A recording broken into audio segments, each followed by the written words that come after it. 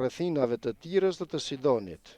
Dhe ja, një grua kananease që kishte ardhur nga ato anë, filloi të bërtas duke thënë: "Ki mëshirë për mua, o Zot, o bir i Davidit, vajza ime është tërësisht e pushtuar nga një demon." Por ai nuk ju përgjigj fare dhe dishepujt e tij u afruan dhe ju lutën duke i thënë: "Lëshoje atë sepse po bërtet pas nesh." Por ai u përgjigj dhe u tha: "Unë nuk jam dërguar gjetiu përveç të delet e humbura të shtëpisë të Izraelit." Por ajo erdhi dhe e adhuroi duke i thënë: "O Zot, ndihmom." Ai u përgjigj duke thënë: "Nuk është gjë e mirë të marrësh bukën e fëmijëve dhe t'ua hedhësh kalyshve të qenëve." Por ajo tha: "Është e vërtet, Zot, sepse edhe klyshtë e qenëve hanë therrimet që bien nga tyreza zotërive të tyre." Atëherë Jezusi ju përgjigj duke i thënë: "O grua, i madh është besimi yt.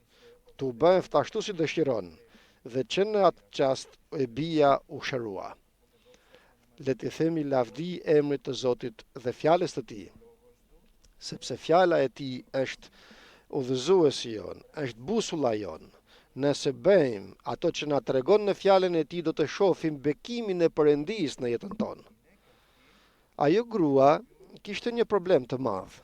Me vajzën e saj, bia ime, i thot, vuan keq nga demoni. Do më thënë, kaq keq nga një demon sa vuan njeriu, e pranon, e kupton, e shef problemin e saj në familjen e saj. Është vajza që e don, ka dhembje për te. Dhe dhembshuria e nënës aktivizohet. Le të kemi dhembshuri edhe ne, jo si nëna dhe si baballar, ku edhe ato le të lëvizin, por si kish e Krishtit, me dashurin ku fryma e shenjtë mbush zemrat tona.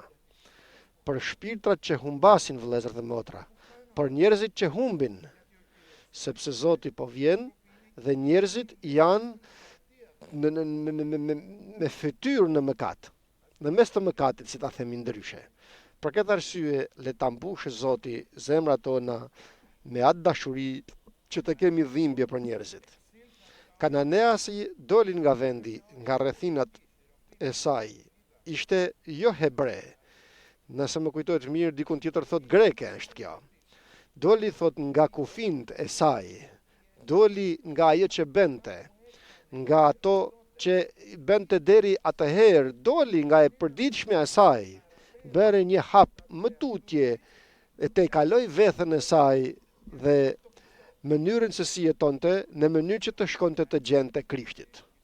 Por kujtoni edhe një rast tjetër tek Gardasena vet, ku njerëzit kishin derrat që ruanin dhe një njeri kishte legjion demonesh, të cilën e çliroi Zoti dhe njeriu u shfaq përpara të tjerëve, ky i tmerrshëm që ishte përpara, u shfaq i veshur dhe me mend në kokë. Aty ku kishin frikë prej tij, e pa në të veshur dhe me mend në kokë. Sa njerëz të tillë do të shohim dhe të lavderojmë Zotin. Të veshur dhe me mend në krye. Por ato çfarë thanë? Dil nga vendet tona, nga këto zona tona, nga kufimtë tonë, sa e tmerrshme.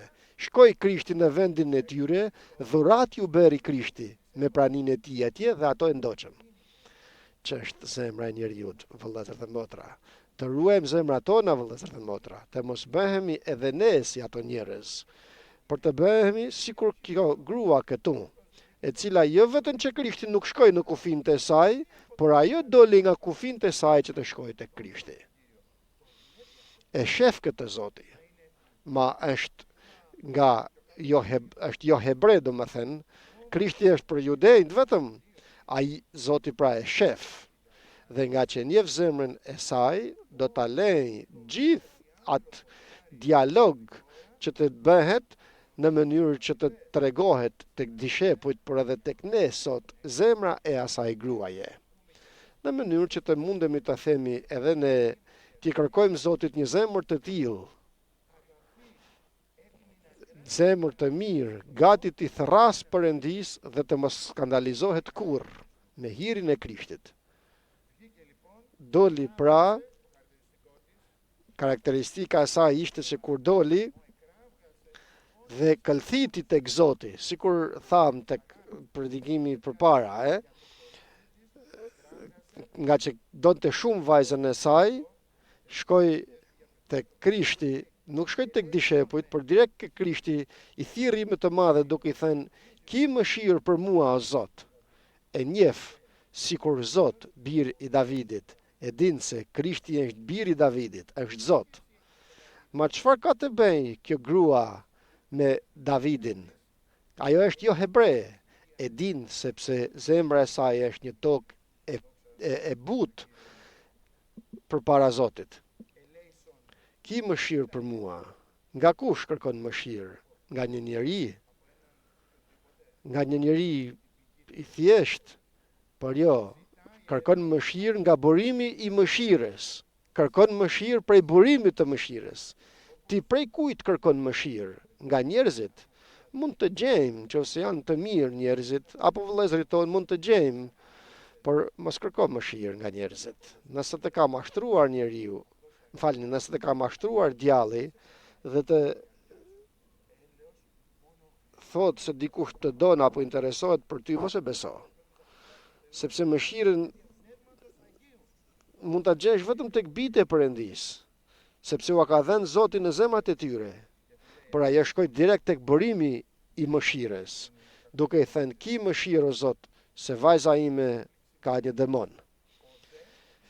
Është e poshtuar nga demoni. Por ai nuk ju përgjigj fare, thot. Nuk i foli. Nuk ju përgjigj.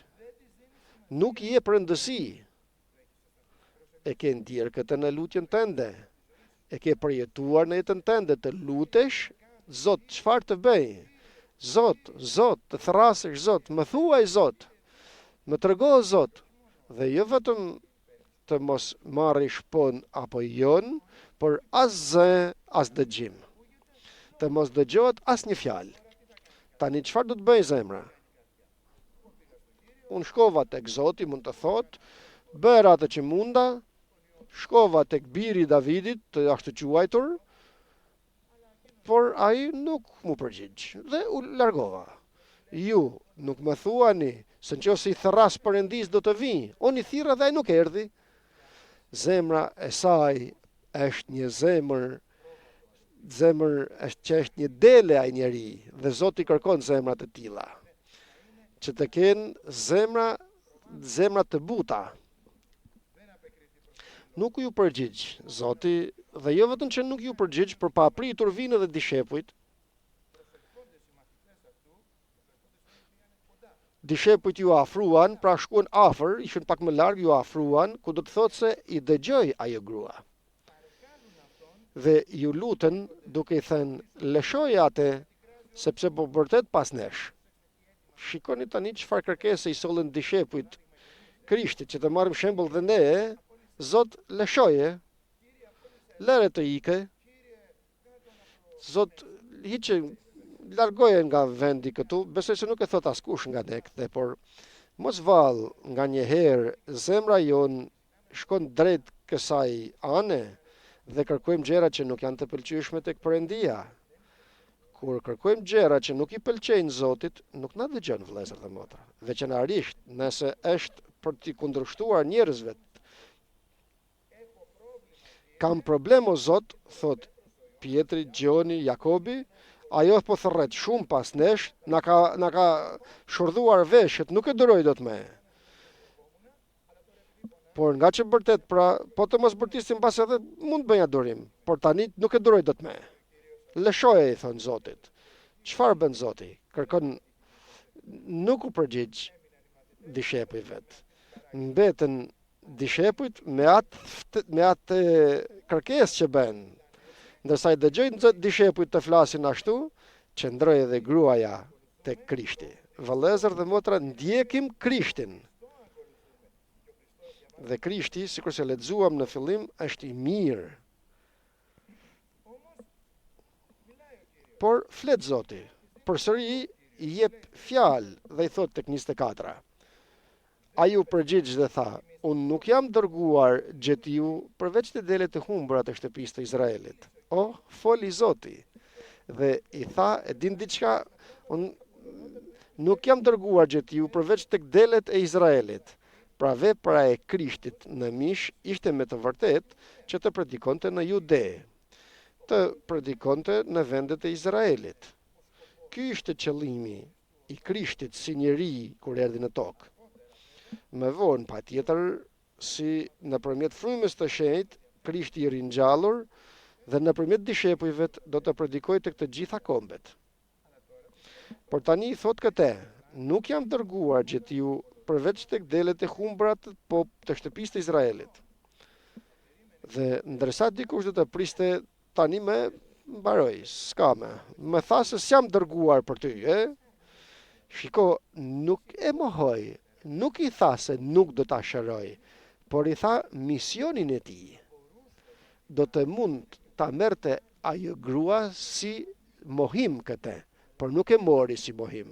Përqendroi tek Perëndia dhe mundësisht shkoi pranë tij akoma më afër, thot, ajo erdhi dhe e adhuroi. Pavarësisht nga fjala që dëgjoi, shkoi më pranë tij. Nëse i edhe ti në të njëjtën gjendje, shko më afër Zotit. Mos u largo, por afroju më tepër. Dhe çfarë bëri? E adhuroi. E adhuroi atë, domethënë tregon plotësisht kështu dobësinë e saj, për ulësinë e saj. Kjo është për adhurimi. Por ulem përpara tejet, o Zot, deklaroj dobësinë time të plot, por edhe sikur ti thoshte nuk kam shpresë tjetër. Kam vetëm ty, o Zot, dhe sa gëzohet Perëndia kur shef një zemër të tillë që shpreson në Zotin. Dhe thot, të shpresoj vetëm tek Zoti. Sepse atëherë do të jetë sikur pema e mbjell në brigjet e ujit, dhe s'do të bjerë gjethja e tij, do të japë fryt në kohën e vet, thot Zoti. Qoftë kështu zemra jon që të shpresoj vetëm tek Zoti. Zot, ndihmom, o Zoti, thot. Po të kishte ndihmë tjetër, nuk do të shkoje, jo, por shkot dhe qëndron tek Zoti. Ai u përgjigj duke thënë, ka edhe një tjetër fjalë Zoti ndaj tij. Nuk është mirë të marrësh bukën e fëmijëve dhe t'u hedhësh këlyshve të qenëvet. Për ulje të plot. Qenëvet, bit kush janë? Populli i Izraelit. Për izraelitët, me të vërtet në Dhjetën e Vjetër, jo hebrejt ishin njerëz që nuk e donin Perëndin, nuk besonin në Perëndin, ishin idhujtar dhe mundësisht i kundërshtoheshin njëri palë me tjetrën. Dhe dëgjon këtë fjalë nga Krishti, nga ai që shpresoi domethënë, dhe nuk bën mbrapa përsëri. Nuk bën mbrapa, por vazhdon dhe këmbgul dhe thërret tek Zoti deri kur Zoti të veprojë. Sepse e din se me këllthitjen e saj, pasi ta dish, do të më thuar se nuk e di, por ajo e din se me këllthitjen e shpirtit të saj, Zoti nuk do të qëndrojë naiv. Dhe këtë nuk e them unë si njeri, e thot fjala e Perëndis, se klithma e shpirtit tënd nuk e bën Zotin të jetë naiv, dhe Zoti do të veprojë në kohën e vet. Prite Zotin, vazhdo të këllthasësh atij, të therrasësh atij, dhe Zoti do t'i shëndërrojë të gjitha për një moment kohe, aty ku nuk e pret, të gjitha do të ndryshojnë. Aleluja. Dhe do ta shohësh shkretirën pa pritur të mbushur me ujë, nga lumenjt ku do t'i shofish dhe të thuash ku ishin o Zot këto. Thot Isaia, unë isha i vetëm, i humbur, nuk kisha fryt, nuk kisha asgjë, dhe të gjithë këto bij, kush t'i dha o Zot? Perëndia i dha, Zoti i dha. Zoti i jep të mirën, por qëndro ti dhe thirr Perëndis.